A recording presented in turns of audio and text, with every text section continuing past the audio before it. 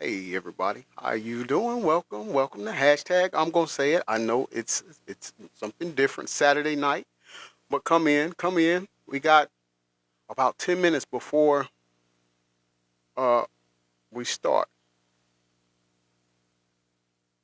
but I want to come in and let everybody get comfortable, get settled in, get what you got to get. If you need your snack, uh, I got my Kleenex just in case. Your boy gets emotional sometimes. I don't know how it's gonna go, right? Hey, Christy, how you doing? Good evening. Thank you for that heart, me love. I'm glad you made it to the show. Angel's here. We got one guest in here. So let me send some invites to the other. Uh, let's see. I know that she said she was to come on. Hold on. Let me find who I'm looking for.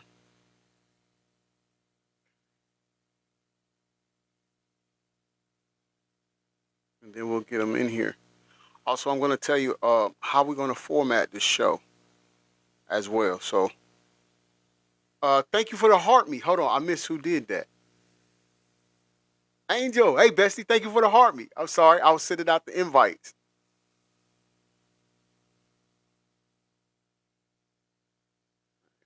Jenny,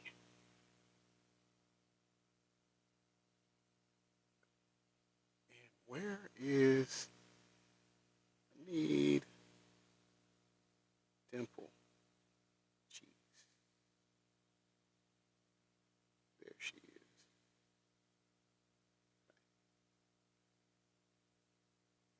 Went too far. I almost exited out. That would have been bad.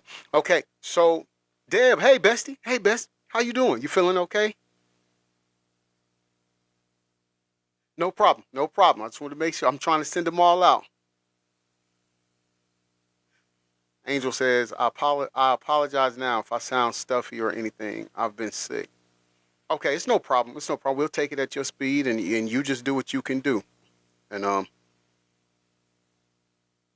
you know, we with you, bestie. We owe you this. We give you thanks for doing this. I'm doing good. I'm doing good. Deb says you look great. Thank you, thank you. I thank you. I'm feeling good right now. I don't know how long it's gonna last. Like I said, that's why I went ahead and just put me a box of Kleenex over here next to my desk. That way, if we go there and if I get in that feeling, then I'm taken care of. You know. So since we got what 7 minutes before we start, I want to let you all know the format of how we're going to do this. Now, originally we have four guests that was going to come up. However, Dr. Rashida had something come up with her daughter. And so she's not going to be able to make it tonight. And that's perfectly fine. Listen, family comes first. Parenting comes first over this. So, and how I had it set up was I was going to allow each guest 30 minutes to have their testimony, right? And let us know what they went through. But by her not being able to make it, I'm going to make it 40 minutes for each guest. And that way it'll compensate for that 30 minutes that Dr. Rashida would have had. And that way, that should give us roughly around 2 hours, right? Am I right? Am I mathing right? Yeah, that should be about 2 hours. And then that way, after they have finish opening up, and people, please be respectful because they are sharing their darkest, scariest, and intimate moments with us because they're trying to help save other people from going through the same thing. So let's make sure that we give them respect. And so I want to give them their time so they can tell their accounts and their experience of dealing with DV and SA. And then once that's over, Widow Love 33, hey, friend, how you doing? Let's get cheeky in the building. How you doing, bestie? Hey, thank you for that heart, me, Widow Love 33. I appreciate you so much. So after they have their moments when they're finished speaking about their experiences with this horrible situations, then if you would like to come up in the panel to ask them a question, you can. Or there's two ways: you can come in the panel and ask them, or you can leave it here in the comment section and they'll see it and they can respond. We just ask that you make sure you give people the proper amount of time to get their questions answered, and then we'll flow that way with it. All right? All right, we got 4 minutes. Also, we're going to try something a little different tonight. I'm going to see how it goes. I don't know. Once again, I want to shout out my little brother for the song, the intro song for the show. And I play it when we open up the show. But tonight, once we're closing, because I think it's like 3 minutes long, 3 minutes and some change long. So I'm going to play it in its entirety at the end of it. I've had some people come and message me and say, hey, I don't know what that song is or who sings it, but I love it. So that's all to my little brother, Matthew Collins. I don't think he's in here yet. He may come on later. But that's his baby, and he put that together exclusively for this show. If you hear anybody else singing it, if you hear it playing on anybody else's platform, that's ours. Let us know. I think that says Ray. Can you say talking about? Are you are you talking about the ATL slang? No, I'm talking about. But Chiggy said, "Let's go." That's right. That's right. That's right. We got 3 minutes. We got 3 minutes. I'm letting people come on in here. I just wanted to make sure I go over that part with you guys and let you know how we're going to run it, so that way you'll know what's going on. I'm trying to see if. Hold on. Let me see if Jenny's going to make it.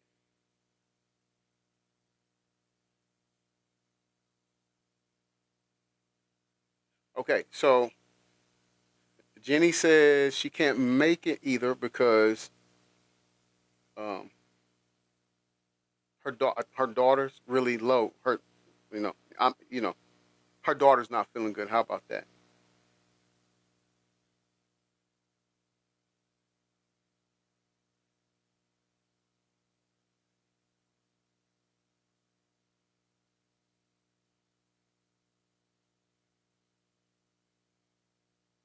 Okay, okay. So now I'm gonna bring my two panelists up. Okay, we're gonna bring them up. Are you ready, Angel? And are you ready, Dimple Cheeks? Sent you both the invite. If you need help modding or anything, G, just let me know and be happy to help since I'm doing this with you. All right, I appreciate it. I appreciate, yes, absolutely. If you would, and then after the show, if would you like to be one permanently? That's 100% up to you, honey. I have no problem helping you. I join you every morning anyway. All right, I love I Aside love from the that. Thank time you. difference, I usually Right. catch like the last like hour or two before like I wake up for work. So Yeah, I I get it. get I like three get it. hours ahead. Right. Right. Yeah, I understand. My son and my ex-wife live in the East Valley, so I know what you're talking about. Okay, good. Yeah. Yeah, Yeah, I I totally get it. apologize to everyone. I'm like completely stuffed up. I've been sick all week, so I apologize if I sound horrible. Oh no. Yeah. Listen, just let us know if you need a break or whatnot. Now, however, which one wants to go first? This is my first time doing lives and panels, so I'm just going with the flow of things. I just Oh, first Go of all, can first. I everybody don't hear mind. me? Yeah, I yes. can Can hear everybody you. hear? Okay. Yes, we can. I want to put a disclaimer out for the panel, for the host, for the viewers, for everybody. I am from New York City. I am Love born it. and raised. I am Italian and Puerto Rican. I talk fast. Love it. So if you can't keep up, just be like, yo, girl, slow it Slow it down. down. And I will because I don't realize it. Everybody says I have an accent. I don't hear it, of course. Everyone else does. So some of my pronunciations may be a little bit off. So Oh, that okay. said, I just wanted to put that out there. This is Yeah. my first time. Go easy on me. We You got got you. your We hands got you. you got your hands full Go. today, G. I'm a stuffy one and she's a talk faster, so I know, right? Oh boy. it's a hot mess. I, Listen, but we're here. that's We're all that here. matter. But we're That's here. all that matter. Hey, We're thank you for the here, heart puff. and I appreciate that. Let's get cheeky.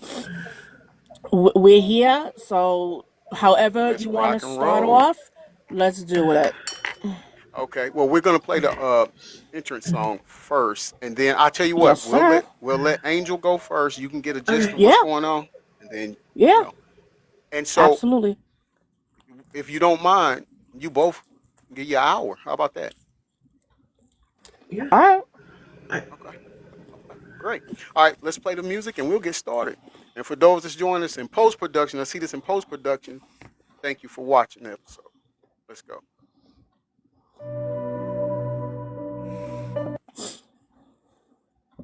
me start that over.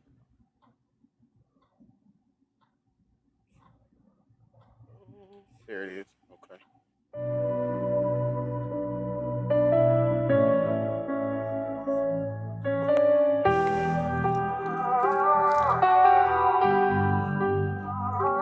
Tired of the silence, the sugar-coated lies.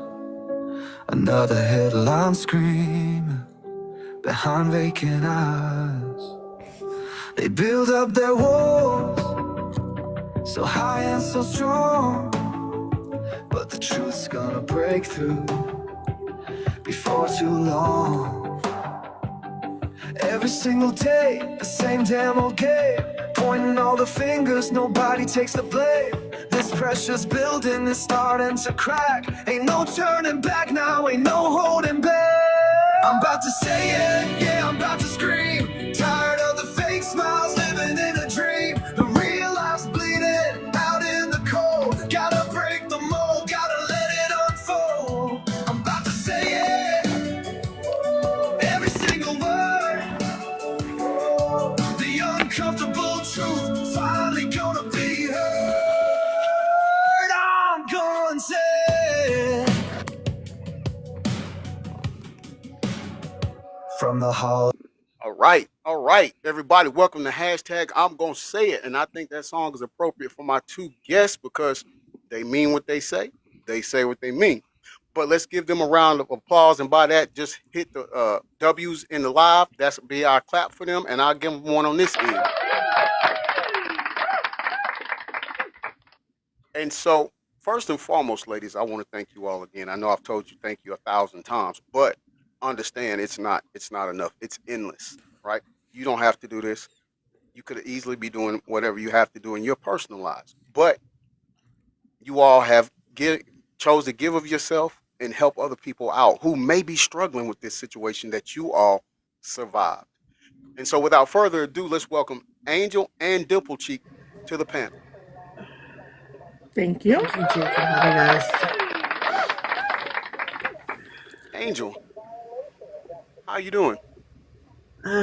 Nervous. I don't know why, because obviously y'all can't see me right now, but I'm a hot mess. But I'm here, ready to share. I kind of done this before, so I shouldn't really be nervous. Okay. Well, So, hey, it's no right or wrong. It's on you. You start. yeah. So I don't want to say been around it, but I'm like a product of divorce times two, and obviously a product of domestic violence. My father was the primary aggressor in our household. So I witnessed a lot of it, but growing up, you don't know that. Like, you don't know what's happening, you don't know any of it. And then, like I said before, like at the age of 5, I see my mom being worked on by paramedics and not knowing what's happening, and then learning years later what happens. That my dad beat her so bad, she had a stroke at 25. So growing up, though, my grandparents were like, "No, your dad's a saint, and treat him just like that, as a perfect saint. Never did anything. Never was the perfect husband in their eyes." And that was the furthest thing from the truth. So I was never told of what to look out for in a man. I was never told or what to look out for, period. Because again, like, men or women can be abusers. So I was never told, hey, like, if these red flags pop up, you need to move away from it. Or if you see this happen in your life, speak up, say something. Because in my world, police never helped. Like my mom filed multiple reports and continued the cycle throughout. And so for me, when I experienced it, it was especially the great part. Like it was one of those instances like, wow, like I always told myself I would never be like her. I would never experience those things that she went through. I would never repeat the cycle, and I did. So maybe that's why like I'm now like sorry, Take your time. Take your time, love. why I'm hard on myself even at 41, because I'm now like understanding that you need to hug that little girl. Like you need to hug her and tell her it's okay. Like you move so far ahead in life. Like you become somebody, you're successful and you're speaking out and you're trying to change it. Like you broke the cycle. Like you broke it and you're evolving as a human being. But the one thing I guess I'm never over because of the fact it took so much away from me is the grave.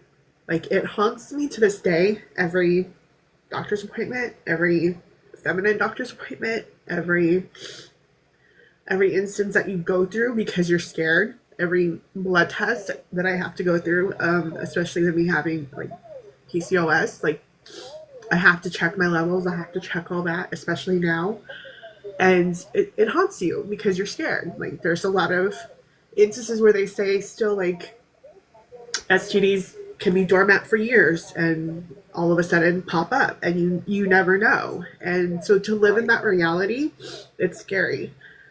So I was probably, I think I was 19 because I remember I had just ended a like what we quote as long-term relationship when you're 18, 19, like the puppy love, like you want to be married, you're happily ever after at that age. Right. Right.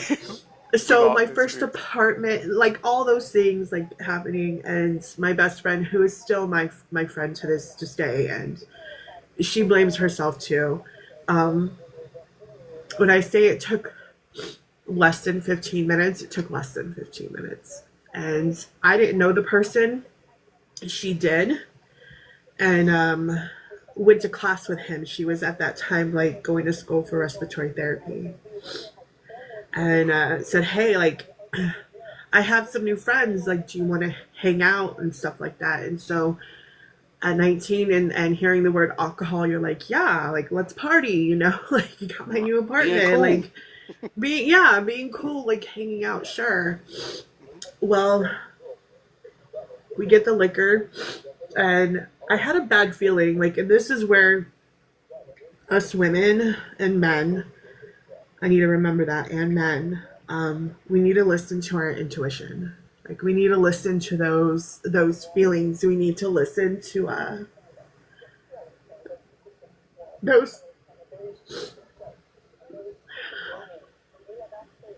We need to listen, and I wish I had listened. And at first I was like, something's off. Like something's just off with this guy. And I told my friend, I'm like, please, just whatever you do, like, don't leave me alone with him. Like, just don't. And so we got the liquor in the car, and her boyfriend were still fighting over the phone. And she's like, just give me 5 minutes. Just give me 10 minutes. And she's like, I will be in there. I promise you, I will be in there. And I'm looking at her and I'm like, I don't have a good feeling. Like, she's like, no, it's fine. Like, I go to school with him, everything. She's like, just give me 5 minutes. And they're still fighting back and forth. And that's all it took. And at first, she just assumed when I came out and I had tears, and she just assumed like I just was flirting or whatever, because, hey, single girl, drinking. And I told her I wanted to go, and we fought in the car, and I said, you don't understand. And she goes, what do you mean? And I had a bruise on my arm that had already formed. And I said, he raped me.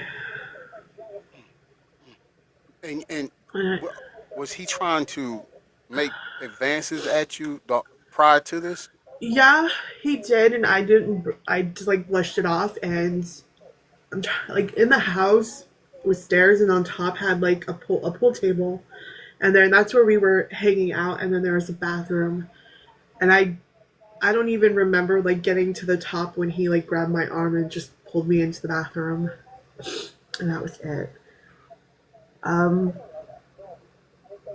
I didn't know who to call, and I happened to call my ex boyfriend, who we were really good friends still. Like he was friends with family members that I had. My uncle, one of them, they were really good friends, and he was there in like 2.5 seconds, and they're like, "You have a choice: either we go to the cops, or you let me go kick his ass. That's the two choices." Fair enough. And Fair enough. I chose to kick his ass, and I stayed with his sister, and then I had to because everything in my apartment was like frozen, I guess you can say, in time. Like the clothes I worn still there, everything was like still there.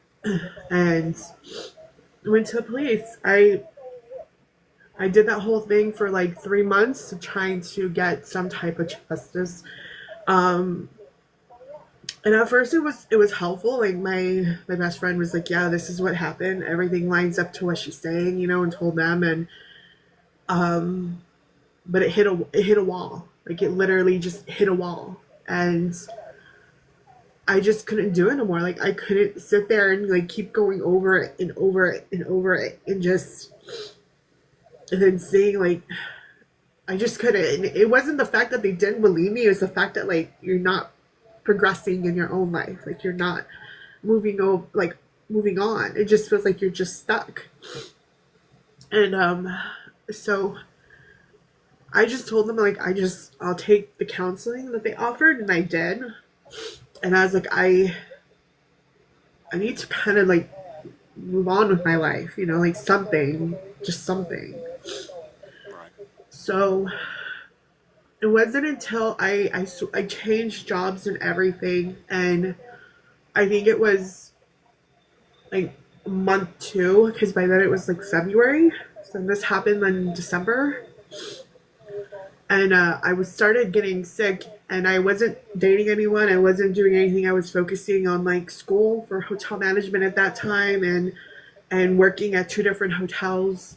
And I just like that was it. Just throw yourself into that, and everything will be okay. It's what I kept saying. And so that time I didn't even tell like my family. Like aside from the three people that at that point knew, like I didn't tell anyone else.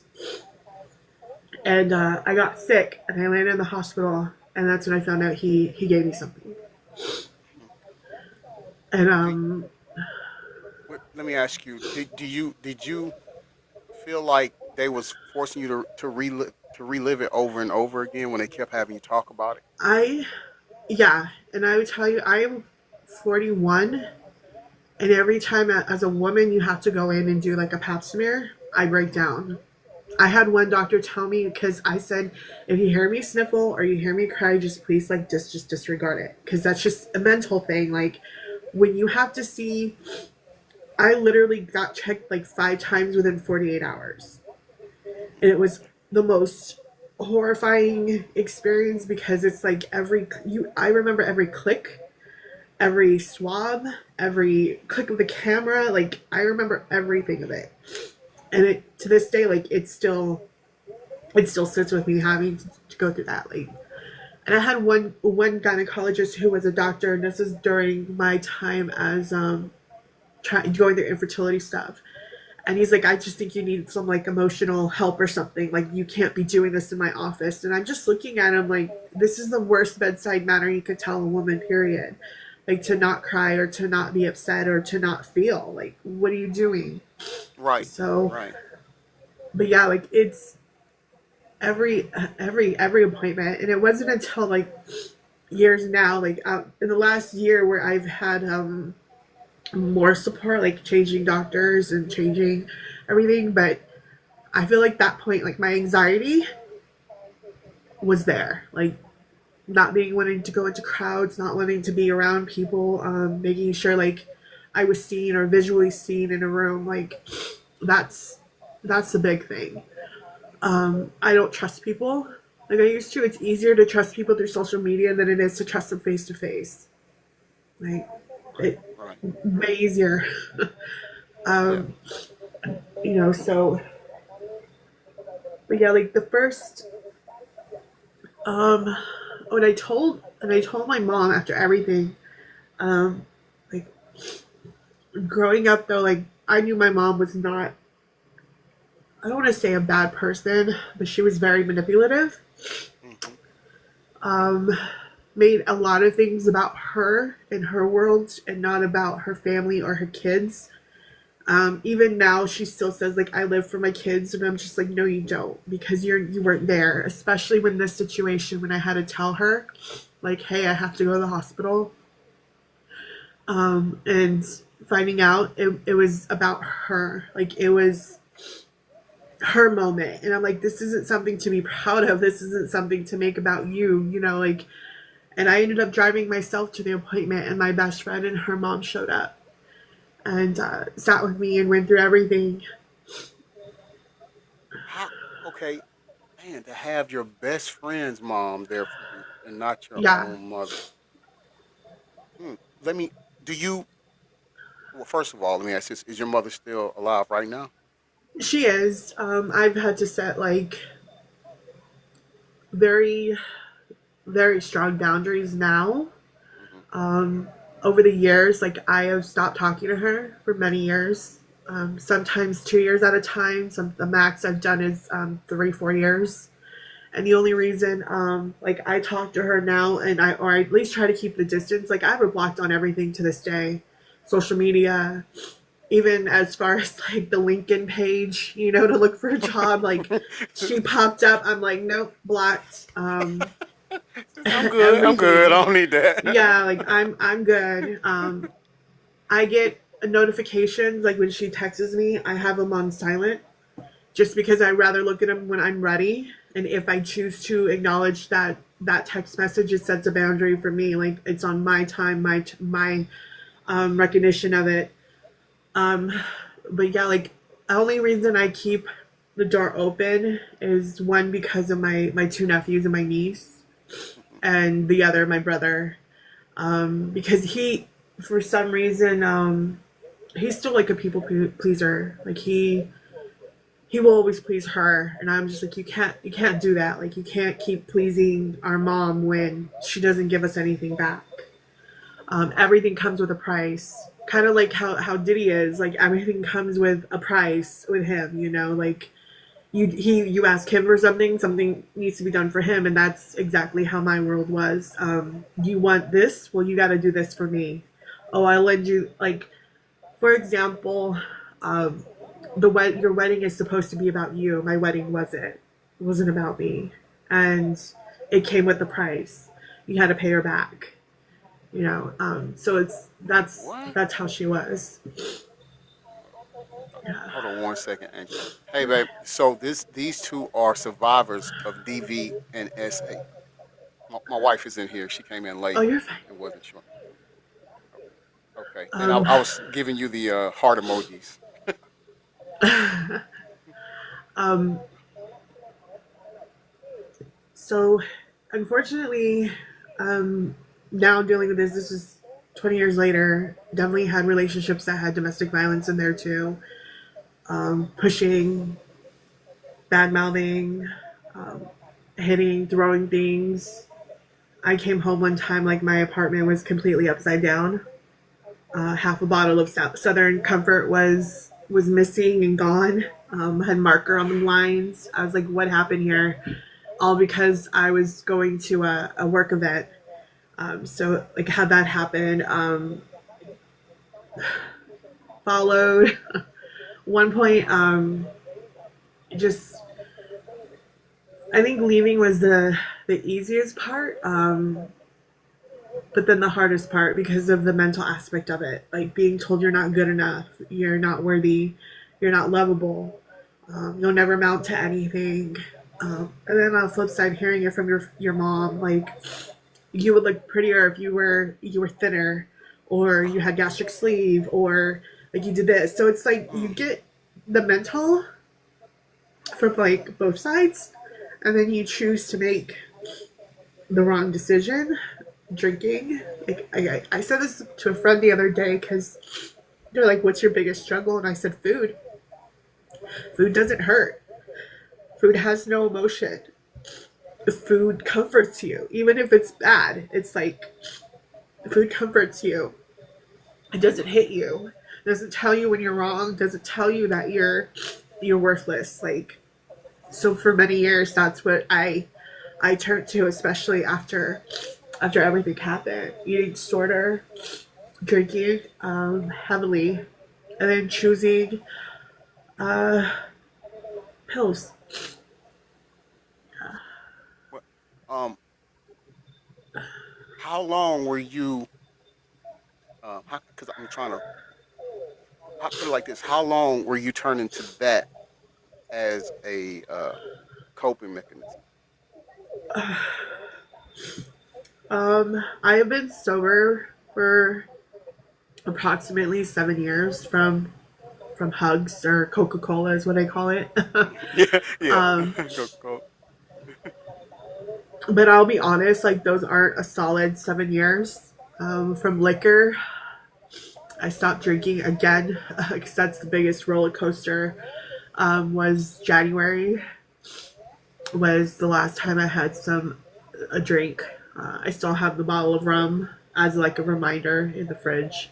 Like I can't go to this. Like I can't go to this spot. Um, like trying to take myself out of this world is consistently still there. The last attempt about 2 months ago. Angel, Angel, you are such an inspiration. You are such a positive and powerful person, and you still have a lot to offer. Please know you mean something. You matter. You matter. And listen, when you start feeling that you're getting that way, reach out to one of us. It's Let's let's just talk, okay? I always like I tell a friend this. I'm like I wish there was times where us women, or at least myself, we're kind of like a man, just because it's easy sometimes, or it looks like from the perception that it's easy for men to just turn their feelings off, and I would love that. And Let me that be was honest. one thing, like We, one thing. The reason I did take Coca Cola was because of that, because it numbed. Like people asked, like, would you take it to this day? And I said, yeah, because just for the simple fact I didn't feel anything, and not that where it numbed me completely, but it just like nothing mattered. Like I was going through life at what I thought was this beautiful pace and going to the gym, and I finally felt like I was focusing on me and nothing mattered. Like I didn't feel anything. I didn't feel pain. I didn't feel hurt. Like I don't remember crying for the whole time, like, or breaking down, but that's not reality. Like right. you have to process things, and that's the one thing that I even noticed when we lost my stepdad to cancer in 2011. That broke me. That was my rock. That was the person. And seeing my brother, like my mom didn't prepare us for anything in life. She never prepared us to the process of grief, or how to handle things, how to deal with emotions, how to do everything. Like I did all of that myself growing up. And so helping him has been hard, like telling him like you have to process stuff, you can't turn to alcohol, but at the same time, like I'm not even taking care of myself the way I should be with these emotions and these feelings and with life. And at 41, like I'm trying my hardest to like do that now, especially now that I can't have kids, because I look at my nephews and my niece and I'm like, they need that strong woman there. Okay. Hmm. Yeah. Hmm. The good thing about that is that you are in a state or at a place in your life where you can identify and know that, hey, other people need me. Like you were saying, your nephew and nieces, you understand the impact that you have on their lives, and you choose them. You choose to live for them. That's a start, and that's something that you've got to celebrate that, because it just proves and solidifies how far you've came from really wanting to just, you didn't care. You see what I'm saying? And when I say you didn't care, you was ready to unalive yourself. Yeah, Get me? So I do. celebrating that. It is every like I'm trying. Like I said, it's not easy. Like I still do the journaling, I still do the writing. The hard part is like I reconnected with a friend recently, and they're on TikTok, and that's how crazy TikTok world. I swear, how I reconnected with them, and I'm so blessed because this is a childhood friend, and her mom and my mom are best friends, and Hmm. she went through a lot of the same childhood trauma that I went through as a kid. And so to see her now, I'm like, you don't understand how beautiful it is to see you because you're my inspiration. Like to know that we went through the same BS in life, but you Right. made it over that hill. That gives me hope that like, okay, I can do that. I can make it over this giant mountain and be okay. But it's I always said like I used to close the doors on things, but it feels like I didn't really close the doors on a lot of the past stuff, and this definitely being one of them is the grave. Like I'm, it's always with you. At this point, I think I would I should know like I've probably carried a lot of the baggage into every relationship that I've been through. I need to refocus and definitely spend some time by myself a little more. And you do know that you're not wrong for that, correct? Yeah, I know now like it is okay to not be okay. Like it is okay to cry, it's okay to be angry, it's okay to um like shift energy, but it's not okay to obviously take it out on people. But I need to be more verbalizing of hey, I need some alone time. Like that's the one thing is I never put myself first and I never speak up for myself, and I need to start being the biggest advocate for me. Yes. Yes, you do. Yes, you do. You are important. Like I said, you matter. You matter. And one thing I don't want you to get comfortable with is pretending to be normal. That life is normal, or that you're normal in your feeling. When you're hurt, Yeah. you're hurt. Go ahead and let that out. Do you know that could be therapeutic itself? Just letting it out. Even if you just feel like screaming. Oh yeah, that's one reason why I'm glad I work from home because me and God have had lots of conversations while I'm keying, and I'm just like, we need to have a talk and cry. So I'm just like, it's one of those days, and you're gonna listen to me. But no, like I do, and so that's for me has been the biggest. This has been the biggest journey.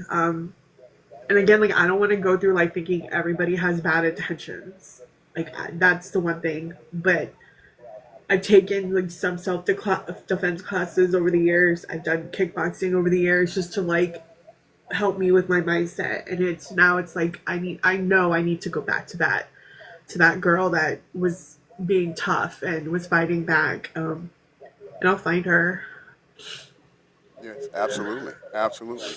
Hey, those that's in the chat, if you don't mind so kindly to share the live out. This is real survivors of DV and SA, and we are welcoming Dimple Cheek and Angel to the show. And just share it out. Share it out. You never know who you could be helping by letting them come into the live and listen to these beautiful ladies right here. So let's help. Let's share it. Share the live out. Let's help. My wife. I don't know um, if you're religious, Angel, or if you. I know you said you talk to God, but like read the Bible and stuff. If you do, my wife put a scripture right here. Yeah, Psalms I'll 34. definitely write that down. Okay. Okay. I just wanted to make sure Yeah. you caught that. Let me ask I'm you not. this. You're I'm not. not religious, and there's some reasons behind it. One of the biggest battles that I had with God was after it. Because my response was to people that would be like, "Oh, he's with you all the time." I'm like, "Well, if he's with me, then why did he allow this to happen? Hmm. I get it. I totally Why get did I have to witness domestic violence at a young age? Why did I have to experience things I experienced? Why did I have to wake up to the shower rod missing and holes in the walls? Like, why did I have to go through all this? Why did I have to be raped and essayed and like have a stalker? Like all these things in life. Like, why did he feel like help? You know, for all the years that I've cried to him or begged him, it felt like I was being put on a voice message. So like for many years, I still battle him a little bit, but I had a pastor. I ran into some. It was a random, small story, but random Barnes and Noble's journey. Me and my mom went to at that time because I was staying with her. This is before I stopped talking with her, and about 5 months after my stepdad passed from cancer. And the last thing we had to do was change his truck over into my brother's name and my mom's name. Because at that time he was 15. He wasn't even able to drive yet. And I'm sitting there, and there's this gentleman I can see from the corner of my eye. Like, he's just rambling off baseball statistics. And I'm just listening to him while I'm looking through a journal I was going to get. And it was weird. And the pastor was sitting next to him, and he comes to me. He said he's schizophrenic. I was like, oh, he's not bothering me. Like, it's interesting to hear him know all these Babe Ruth statistics and like all these pitchers and batters and stuff. And he wasn't bothering anybody, just literally looking at a chair and just talking in his head to somebody. And the pastor was like, yeah, he's there. And he's like, can I talk to you? And I said, yeah. My mom were like, kind of like, what do you want? Like, we don't even know you. We're just in a Barnes and Noble looking at books. right. And he touches my arm and he goes, "It's okay, child." And I'm like, "What?" And he's like, "It's okay." And I'm like, "What is okay?" And he's like, "God understands why you're pissed at him, basically. Like, why you're mad at him. Why you don't talk to him regularly anymore. He understands." And I'm looking at him and I get like chills all the way up my body, and I'm just like, this is okay. And he's like, he's not mad at you, he gets it. And my mom goes, you are angry. Like, you verbalize it. Like, I stopped going to church. I stopped everything at that point. And this is 2012. Like, I was over it. Like, my best friend was alcohol and sleeping pills. Like, those were my best friends. They didn't talk back to me. They didn't talk shit. Like, they kept me going, quote unquote, even though it wasn't going anywhere. And I'll never forget that moment. And he wrote something in the journal I bought, and it was a prayer. And the crazy part is, I put that book and I packed it away, and it wasn't until like 2019 or 2020, right before I moved again, I found it and I opened it. And the quote that was in there, I had happened to get tattooed on me 2 years prior, and I didn't know it. You even know it? Oh I man. didn't even know it. So it was walk by faith, not by sight. And Hmm. he wrote that in the journal, and I was like, wait a minute, that looks familiar. And I look at my foot, and I'm all, oh shit, like, okay, that was with me this entire time. So yeah, like I try my best to not be angry at him.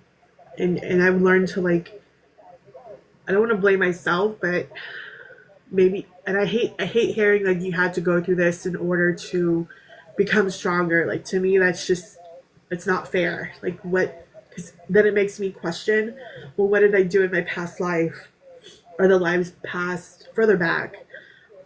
That I had to go through all this, or why? Like, there's still no explanation as to why. Like, I had to go through all this. So I I don't know. Like, I still I, question a lot of things. well, I'm gonna speak from my experience. I was at Yeah. that same point you was at when my mother passed away and when my son passed away. I was just angry at him. Like, how could you be stand for good, but these bad things happen? Like it did, you know. So it really didn't matter what I done. You're just gonna do what you want to do. You're not. But I will say where we are now. Uh, I don't feel that way now, and I pray that you get to where you can feel the same way. But I don't want you to feel bad that you have that mindset right now. You see what I'm saying? Because Yeah. as long as you keep your faith in Him, I think He'll bring you through. The you know the one person unconscious. He's been in here a lot in your lives, and I'm so blessed to I've known him now for a while. And when I tried to not be here anymore the last time, he let me have it, but in the most kindest way possible. But he's literally been um, a godsend, and I say that because like he's like, I know you're not religious. I'm 100% accepting of it, but I need you to like snap out of it. So I'm going to like pray with you. I'm going to have you talk to my mom, and he has. He's literally helped a lot, especially with decompressing and just being like, okay, talk to me. Like I know you were struggling, just talk to me. And we talk almost every day, and every morning I wake up to a prayer, like a long prayer he sends to a bunch of people, including his mom and me, and we're on a chain, and I read it every morning before I do anything, before I even come to you, G, and listen to you. Like it's the first thing to help because I need it. Like I tell him like, Yeah. hey, I don't have it, I need this, like I need it now. And then so it's my morning ritual to read it, like, to just be more open. And it's crazy because like I have rosaries. Like my dad was Catholic and from Mexico, so I have the rosaries I've gotten when I went to Belize in Mexico. Even though I'm not religious, I have it there. Like I know it's there, and if I need to pray, it's there. Like and I do it for my grandma. Like from where she came from. The same time, like I think I'm more spiritual than anything. Yes. So Yes. Isn't I?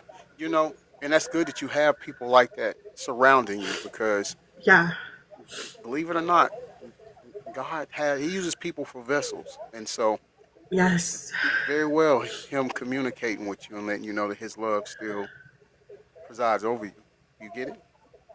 absolutely, You know, absolutely. I thank you guys for listening to and hear me cry and sniff. I apologize. bestie. Listen. Look, I told and I told you, I got Kleenex I ready for you. I think I'm gonna need a coupon because I have it through a bunch of them already, and I have to give the other box. Well, listen, Yeah. I anytime you need. Matter of fact, after the show, I'll send you my number for real. And I mean that. Just call whenever you just need to. It's okay. You get it. And I know about the time differential that you're talking about. I know. I'm aware of it. But it still takes a village. And It even though does. Chris brought us together, we've established our own friendship. You see. Absolutely. So Absolutely. Very, because this past year has been very hard. The past year, 1 year will be coming up since my surgery, and it was the end of not being able to have kids. So okay. it's that How, grief is go still ahead. there. So that's the biggest problem is acceptance. Acceptance, like, okay, I need to find a purpose. I need to find my new purpose in life. And so that's why I am being more vocal, or trying to be more vocal in the things that I went through, the infertility, the journey, the PCOS, like talking about it. So other women know like they're not alone. They're not alone. Because that's the one thing that's it's like, okay, what next? Right. What do I do now? Like the motherhood was ripped away, so that's the big thing is the grief. And Melissa, yes, I did say you're welcome here anytime, and you came back, and thank you for coming back, and I meant that. You are welcome anytime. How are you doing? And I agree with you. She said you're doing great, and that's exactly what I was about to tell you too. You're doing awesome at it, bestie. You're doing awesome at it. I commend you for it. I know you may think Thank you. sometimes you're not making headway or making a difference. You are. You are, baby girl. Yeah. You most definitely Thank are. you. You are. Let me ask you this right here. Does it still, is it hard for you to go certain places, or when you're in certain stores or certain places and situations, does it cause those same emotions that you was experiencing then and having then? Yeah. Do they do come to surface again? Yeah. So some of them, like I, certain neighborhoods, because I know like I live in the same town, like the same city that and same state that everything happened in. Oh, So that's the big thing. Like I would rather take the long way to certain areas versus shortcuts. You remember things. I don't really like going to Glendale because that's general area. Um, certain. I used to be a very really big extrovert. I used to love going to sports bars, meeting up with people, meeting up with friends. I don't. I found myself more as a hermit and an introvert, which to me is not who I am, especially as a Scorpio. Like I'm not that person. Like I love to socialize with people. I love to have random conversations in the grocery store. That's just who I am. Um, right. but yeah, I'm not that. I'm not that anymore. I, I I worked for Lowe's for 7 years and I don't anymore. Like I told you now, like I switched over to the medical and did more of an office job, and that was not who I am. I loved interior design. I loved all that stuff, working in a hotel, everything. And it's just the mindset of I don't want to put myself in that situation of what ifs anymore. Not saying it couldn't happen in an office building, but at least for my peace of mind, I know security is walking every hour on the hour. Right. So, and then obviously now working from home, it's just that comfort of just being in a my own secure environment. Do I probably miss the girl that was carefree and who wasn't scared. Like, and that's the person I'm trying to get back, is the person that wasn't scared. That didn't make excuses to not go to places or do things or chicken out, as you want to say. I'm trying to find her again. It's the hard part. COVID really screwed me up more. Like COVID made it easier to make those excuses. You know what I mean? Like COVID made it easier to not show up because we had to be safe. We had to wear the mask or we had to stay home. And to me, it made it worse for me as a person. I understand that. That was your escape, kind of, getting out of things. It was. So, is that guy? Is he still around? Is there any? There's no, from my understanding, the last time that my friend, because she graduated from the same school, but he was removed, and I wasn't the only person he ended up doing this to. But he ended up getting removed from the school. I don't know what happened to him. Like she changed her entire world. Like we ended up moving in together. Her mom and my mom were like, or her mom is my mom. Like she was my second mom. Right now they're all in Texas and they're really wanting me to move out there. But yeah, like everything, I felt better knowing like, okay, at least you're not in the medical industry and I won't ever have to run into you again. But it's the not having justice, but at the same time, like a little bit, as weird as it sounds to know he did this to someone else, it still haunts that person. Like I'm not the Right. only person you did this to. This means there are other people out there that may, and I hope has spoken up to where you're not in that school anymore, which is a blessing. Like, so did I get some justice? Yes. Did I get the justice I want? No. Absolutely understand. I get where you're coming from on that wholeheartedly. Is it any plans on you moving to Texas with your friend and her mom, or your second mom? Um, yes. Um, I can't. I'm in a situation right now that's trying to figure things out. There's a lot of things that I still want to do. I have a friend in Virginia that's like, I just got a house, come live out here with me. I have family in California. My heart, like right now, is screaming to get my dual citizenship and live in Mexico for a while, even though my family in Arizona are like, no, we don't want you to do that. Right. Uh, Right. but By at the far. same time, like a part of me wants to. I feel like I need to like that. I have this need to want to do it. Especially get more involved with activism down there. There's currently like a genocide happening with women.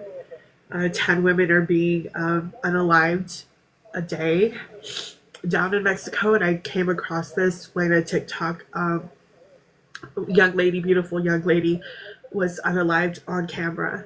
And I started reading up more on it, and it's just like that broke my heart to know that like there's women out there that are suffering down there, and I doing speaking out now, as you know, like I do a lot of political lives, especially with Asha, and speaking out on what's happening in America. Just I want to be more proactive, and that's where I'm like my gut is like, you need to go do this, you need to go try to make a difference.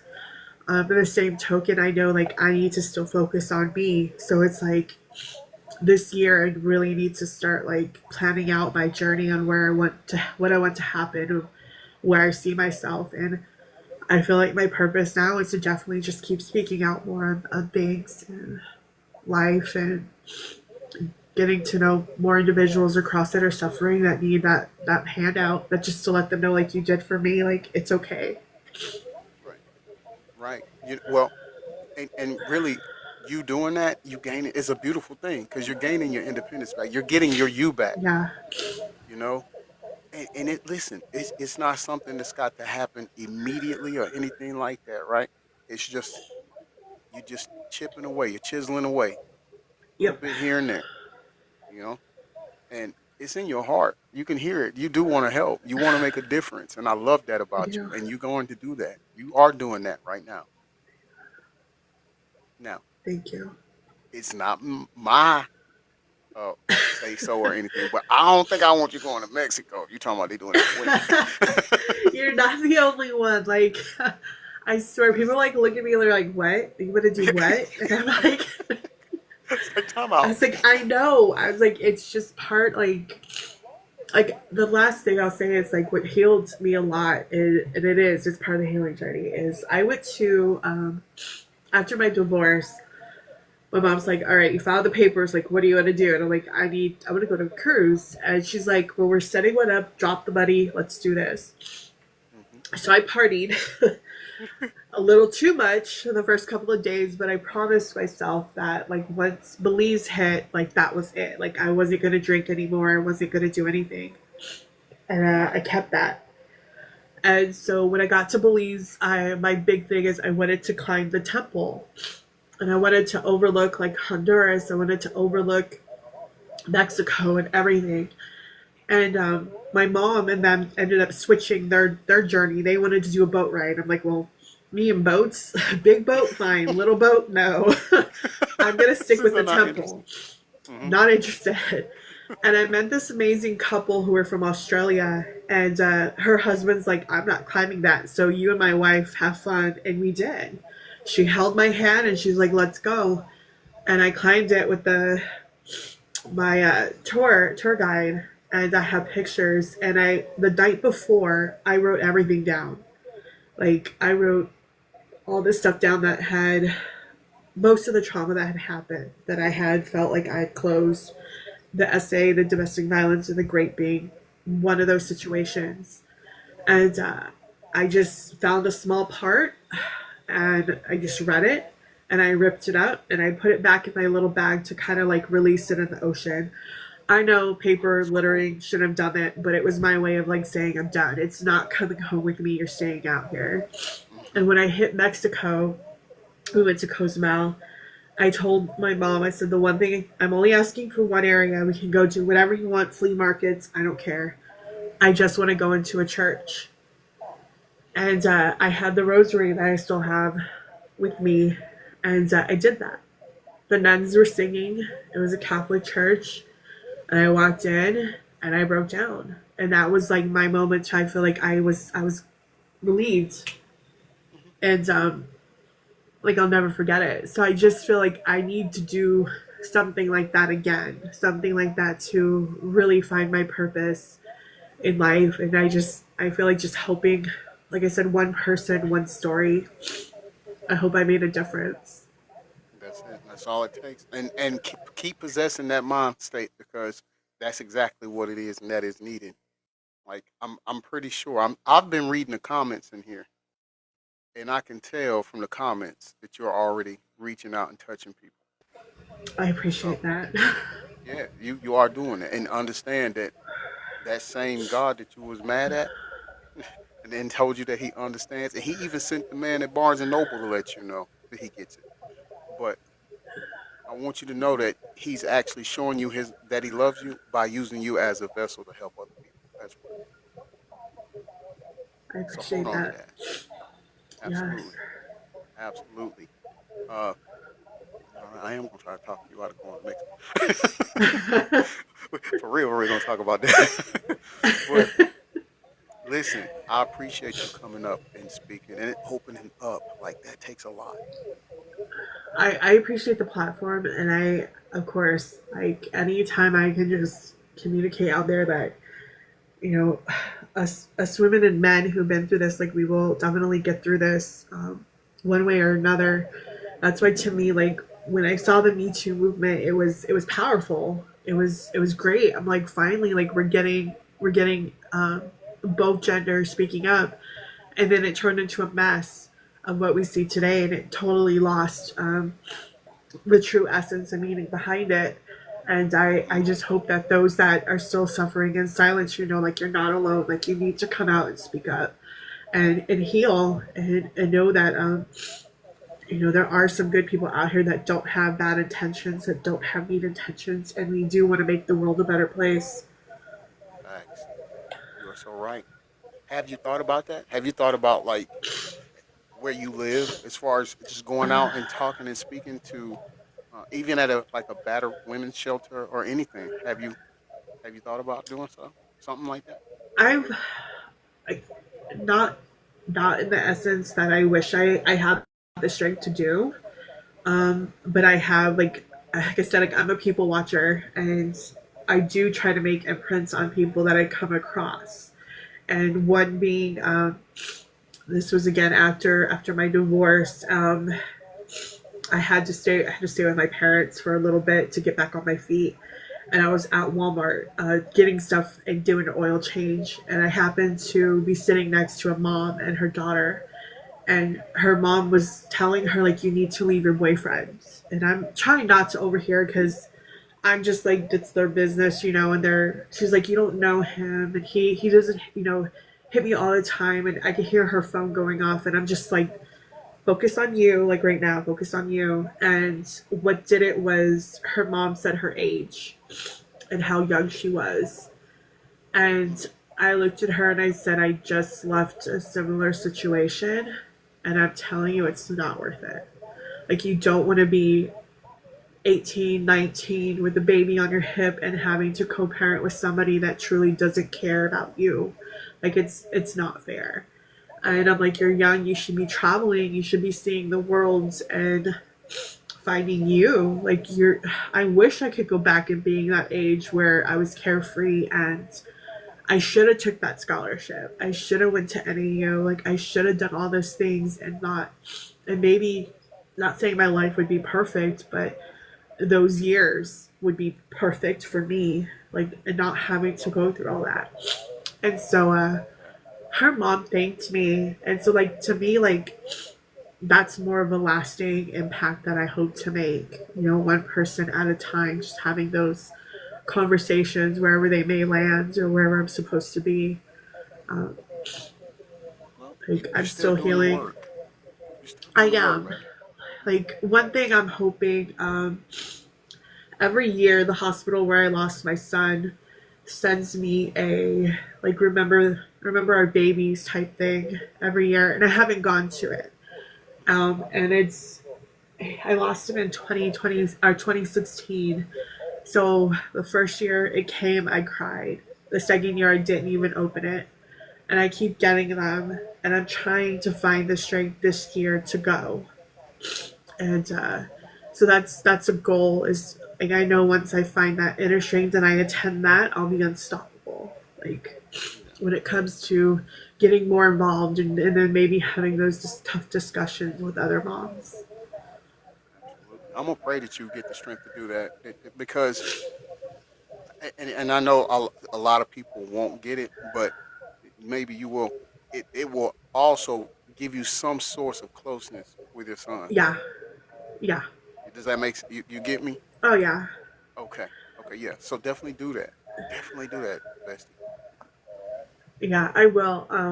Like I said, I'm trying. And Melanie, I just took a screenshot of that too. Thank you. But yeah, that's my goal. Like I said, I get it every year. I was gonna try to go last year, and I chickened out at the last minute. Like I got already, and I literally just I couldn't do it. Like I couldn't find the strength to do it and actually drive there. But this year, it's time. It's definitely time. I feel like that would be the closure I need on a lot of chapters. Hmm. Absolutely. Go and do that. Own it. My sister, uh, she says on Facebook there is a page called The Ann's Voice, and she says it is all about DV. They are there to help. I don't know if you have Facebook. Yeah. Okay. The, and she said Deanne's voice Okay. was a Thank you, that Melanie. Deanne was a friend of mine who was unalived by her partner when family was trying to get her out. Okay, yeah, definitely, definitely get into that, bestie. Thank you, sis. I appreciate that. I appreciate you sharing that. I want to end your segment on this one though, Angel, on this question. What was it that took place where it gave you the strength and the wherewithal to say, you know what, I'm done. Two words, I'm gone, and you took your life back. I'm still trying to take my life back, especially with the current living situation. But for me, it was losing good friends that I pushed away, being blinded by everything over the years, not talking with them, and then also losing me. Like I used to be on such a regimen where it was I get off work, I go to the gym, I had a plan, like a cycle, and I've let it go. Like the struggles, I felt like I felt like my mental health was better, somewhat better, not perfect, but somewhat better between 2018 and 2019.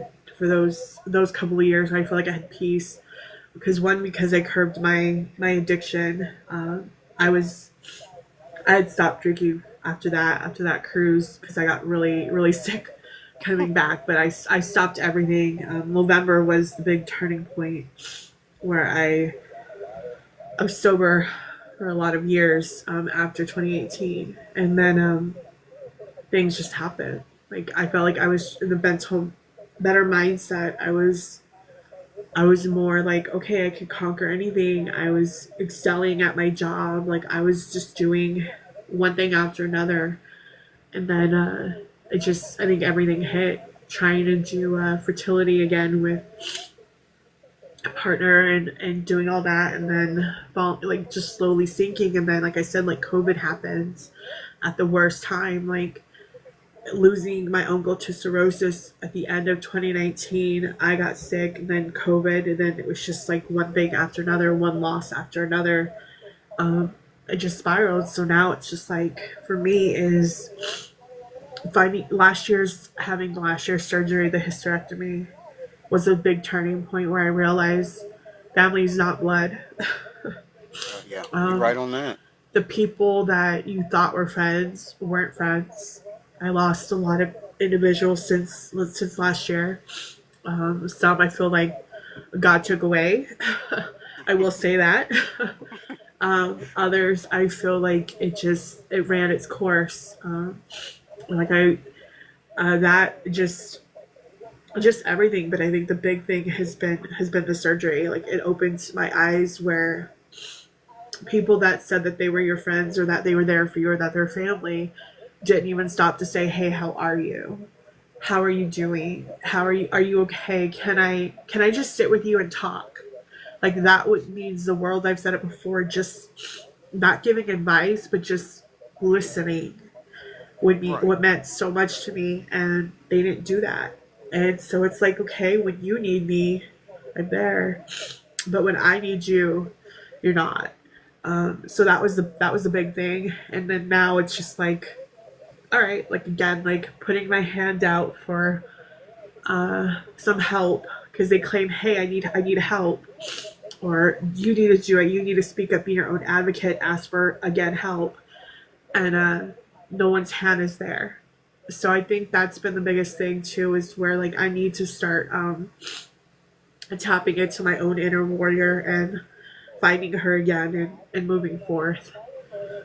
So Absolutely. it's just a lot of like it's almost like a lot of baby situations that happen that starts to open you up. Like, okay, doing this to now it's just, all right, I'm making it happen myself.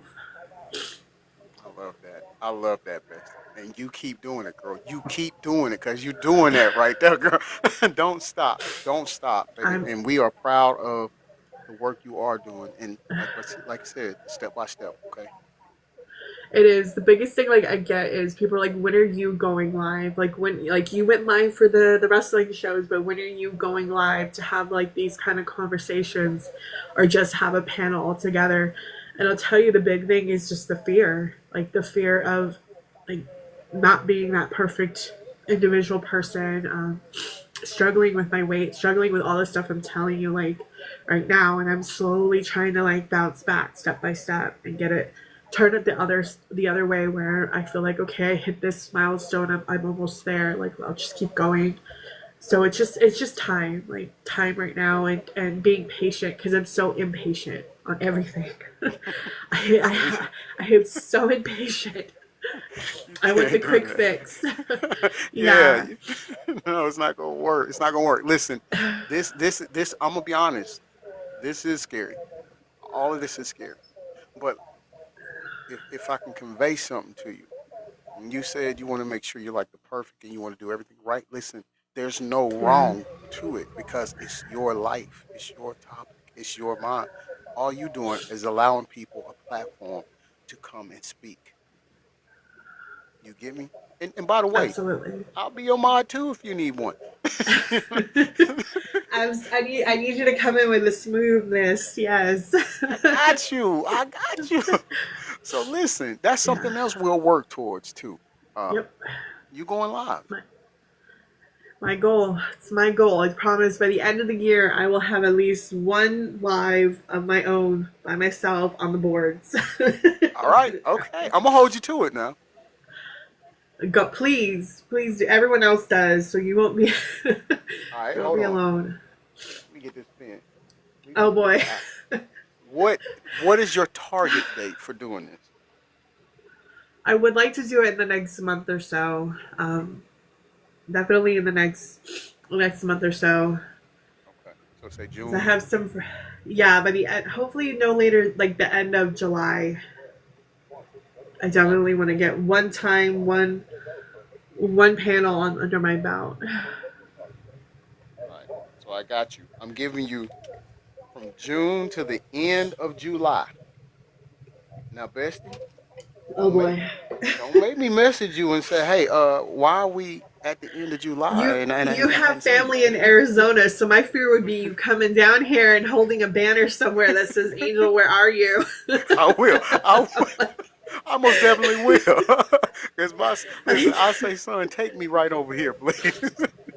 you oh know? man, I'm really gonna have to move now. No, You're no, gonna no, be no, on no. every corner throughout your vacation. Like, Angel, I know you're in Arizona. That's all you're gonna see is me. Time. Yep. What time? Oh, bestie, I love you, man. Thank you for I coming love on you the guys panel and being a too. guest. Let's give it up for Angel. Thank you, everyone.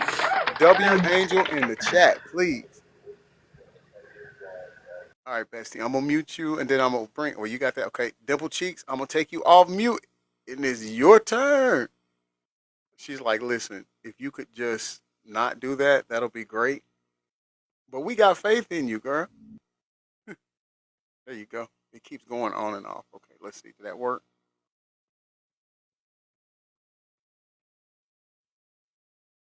All right. So, can you unmute your mic, Dimple Cheeks? I'll try it again. Hey, you There you guys hear go. me? There you go. Yeah, there you go. There Ay, you ay, go. ay. I promise you guys I was not sleeping. It's okay. I I was just wasn't like, sleeping. So, first of all, I just want to, before I even get into my roller coaster of a life, I just want to say, Angel, honestly, so much that what you were saying, it resonated so much in what I've gone through and what I continue to go through. And honestly, the fact that you were here tonight, presently, speaking on it, and you were able to speak on it, you have come so far that you don't even realize it. Your healing has gotten you to a place where it's taken people a lot of years. It Tonight I had a little sidebar with G to kind of like more or less know where I'm at. And I want everybody who's viewing the chat, viewing the live, who's chatting away, and also I want you, Angel, to know I'm 51. Okay. My grape was when I was either 16 turning 17 or I was already 17. So do the mathematics. Tonight's the first time that I'm speaking to anyone about this. My family doesn't know, just my therapist and one of my best friends. That's it. And it's not just a topic that's so easy to just say, so you want to go to the mall today? Oh yeah, by the way, I was graped at 17. Like, wait, what? Like, it's right, not right. something that's just easily thrown out there, right?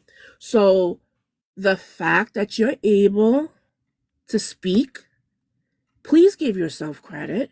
Please don't ever say that you have like, I don't want to go, I don't remember word for what you said, but more or less your fears about your life, like that you're not whatever you were saying, that you're not good enough or beautiful enough. Who gives a rat's butt? Mm-hmm, Okay, mm-hmm. because you're so strong because you had to be, just like myself. And when I go into my version now, you'll understand. And for me, it's a little bit more complex because I'm an empath.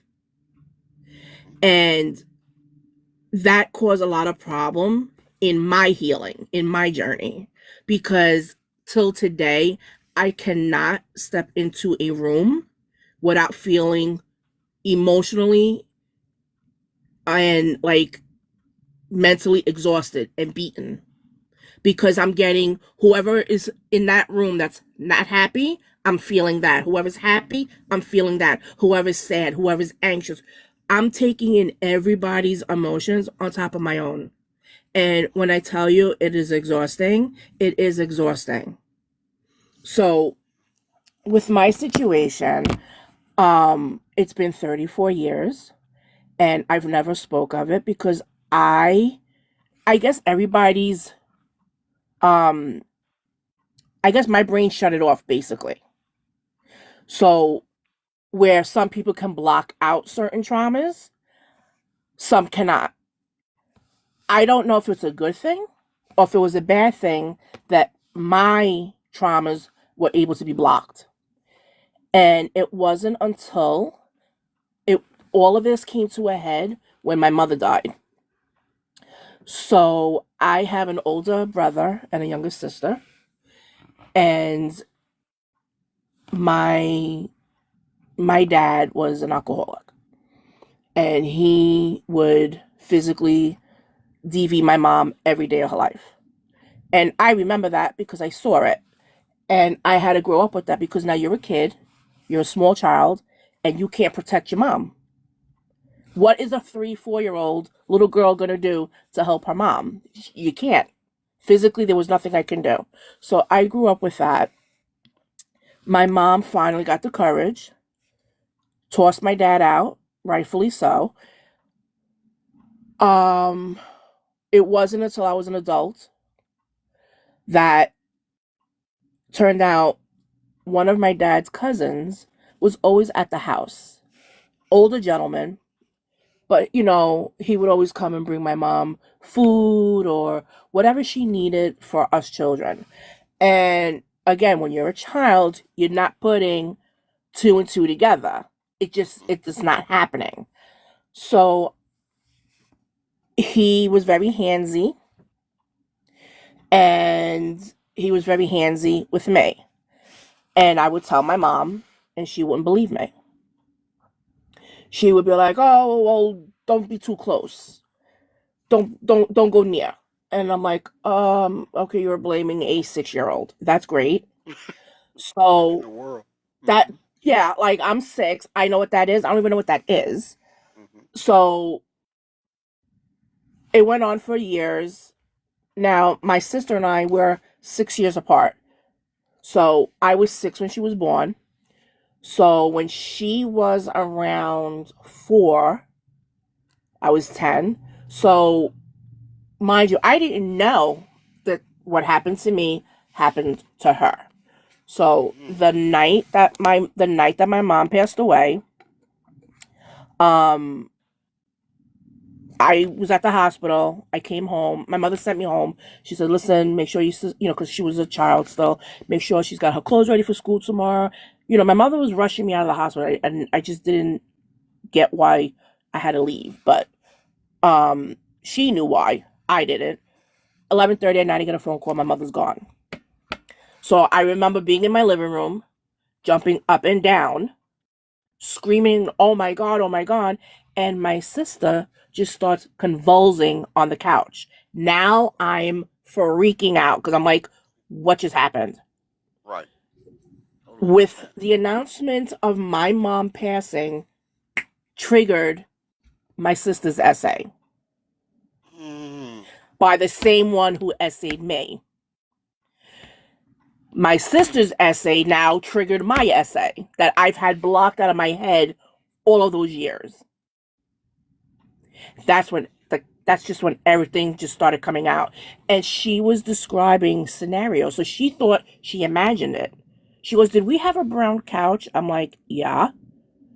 She starts screaming. I'm like, "Oh dear God." Now mind you, she's 14 at the time. My mom passed away when I was 21. So I raised my sister, her whole life. So my sister was like 14, 15, and she's screaming. And then she's like, "Across the street, was there a little restaurant that used to make meatball heroes?" I'm like, in my head, not saying it to her. In my head, I'm going, "Oh dear God, oh dear God, oh dear God, You know the connection. oh." Everything just flooded back. I thought I could have vomited on the spot. Okay, and that I didn't want to react in front of her because she was already in such a state. I didn't know what would happen. So I called my aunt who lived around the corner. I'm like, "You have got to get here." I says, "I don't know what's happening." I said, "You have to get here." So she comes over. We end up sleeping over at my aunt's house. My mom passes away. My sister's spazzing. I'm like flooding back memories now. I'm beside myself. I'm like, what is happening? So, you know, I don't know, because again, I'm not a professional, and I want to be very clear with what I say because I am nowhere a professional. I am just a person of experience. This is my situation. This is what happened to me. So everybody is different. But I just don't know how to how basically how to when you block something out and when it comes back, like there's triggers, right? But I don't know if it's a cultural thing. And when I say that, I need to explain it so that way it people can, understand what I mean if it's a cultural thing. So as I mentioned, when I was being essayed, I went to my mom. Mhm. And she, instead of protecting me, tossing him out and confronting him or whatever, she basically victim blamed. And Right. I don't think she realized it, or maybe she did, but she basically said, "Well, you shouldn't be sitting on his lap, and well, that's what you get for being over all the way next to him, and if he's touching you, then go over there." I'm like, I'm 6, so how is this my fault? Right. So these are the things that Thank you. I feel for Cassie. Yes. These are the things that I feel for Cassie. And I want to explain to everyone, unless you are in that situation, unless you yourself was ever in a situation where someone was doing things inappropriate to you, you cannot sit as judge and jury. Absolutely not. Right. Because I'm just a regular folk. She's in the spotlight. When it happened to me, there was no technology around. There was no internet. There was no social media. I've been trying to watch everybody's live and to try to understand why everybody is blaming this girl for quote unquote going back when she got out. Let me Right. explain that to you. So now let me explain that to you. And this is how she was able and why she was able to do that. We're going to fast forward. So now we know my childhood. I have alcoholism, I have DV, and now we know about the essay.